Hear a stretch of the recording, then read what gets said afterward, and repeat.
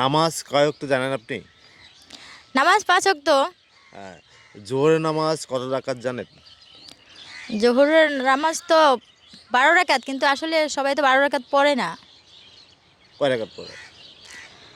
কেউ ১০ রাকাত পড়ে, কেউ ১২ রাকাত পড়ে। আসরের নামাজ কত রাকাত জানেন? আমি যতদূর জানি আসরের নামাজ তো ৮ রাকাত, সেটাও তো মানুষে পড়ে না, ৪ রাকাত পড়ে। ফজরের নামাজ কত রাকাত জানেন?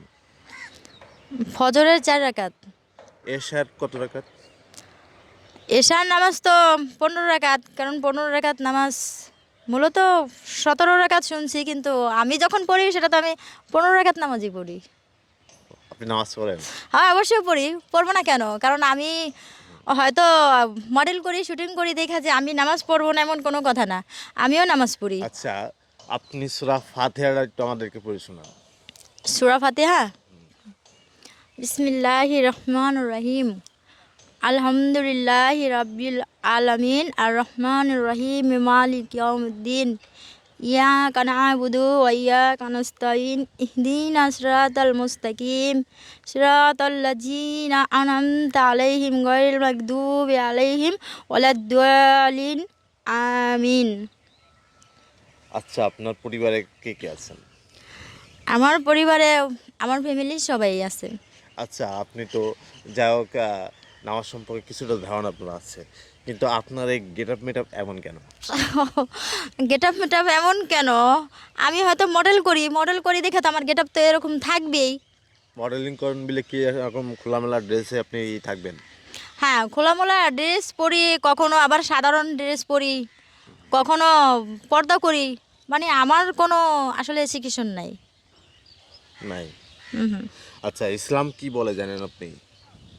ইসলাম তো কত কিছুই বলে। ইসলাম তো নারীর উপরে সোজা এইভাবে আঙ্গুল তোলে, কিন্তু সেটা সেটা আঙ্গুল তুললে তো আর সেভাবে ইসলাম তো আর আমাদের ঘরে বসে খাওয়াবে না, আমাদের তো বাইরে বের হতেই হবে।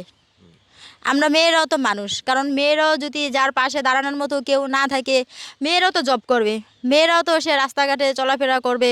এমন কিছু কাজ আছে দেখা যাচ্ছে যে ওটা পর্দা করে করা যায় না, ওটা কাঁচা মেরে করতে হয়। আপনি মেয়ে হয়ে কাস্টমারের কাজ করবেন? হ্যাঁ, আমি মেয়ে হয়ে কাঁচা দিয়ে কাজ করব, কেন করব না? কারণ কাজ না করলে তো আমাকে টাকা পেমেন্ট করবে না। কাজ তো অনেক আছে।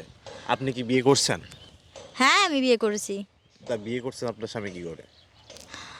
আহ, ও একটা ব্যবসায়ী ছিল, কিন্তু আসলে এখন ওর সাথে আমার কোনো কানেক্ট নেই। ২ বছর আগেই আমি ওকে ত্যাগ করে দিই। ২ বছর আগে, তারপরে বিয়ে করেন নাই? না, বিয়ে করবেন না? না, আশা করি আমি কখনো সংসার জীবনে ফিরবো না, বা এরকম কোনো কিছুই আমার মনস্তব নাই।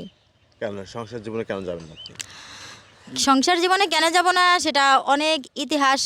এখন সব কথা আর সব জায়গা তো আর বলা যায় না, সেটা না হয় থাক বাকি। এটাই। হ্যাঁ, আচ্ছা, আপনার মুখে আমরা একটা ইসলামিক একটা গজল শুনতে চাচ্ছি। আসলে আমি কিন্তু গজল গজল অবশ্য পারি না। যতটুকু পারেন আপনি আমাদেরকে একটা গজল শুনেন। আম, গজল বলতে আসলে এখন আমার মনে নেই, হয়তো একসময় আমি পড়ছি বা করছি, কিন্তু এখন ভুলে গেছি, মনে নেই। একটা গান শোনান আপনি আমাদেরকে। গান বলতে এখন মুখেও গান আসবে না। কেন? আসলে সব কিছু কেমন এলোমেলো হয়ে গেছে, মানে জীবন থেকে এক একটা কিছু লাগে কি যে হারায় গেছে।